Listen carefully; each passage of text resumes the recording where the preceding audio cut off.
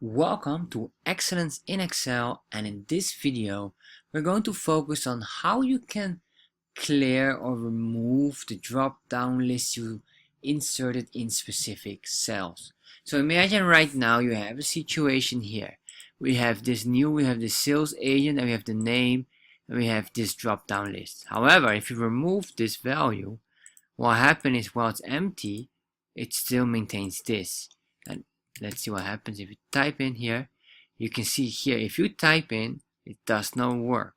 So you want to remove this because maybe, imagine you're not satisfied right now with the current values. So how can you remove this? Well, very simple. First of all, select all of these and then just go back to data and then select again data validation. And you can see here already the symbol here. So you're going to select this and then you're going to clear out everything. Once you click clear out, clear all, okay, and there you are.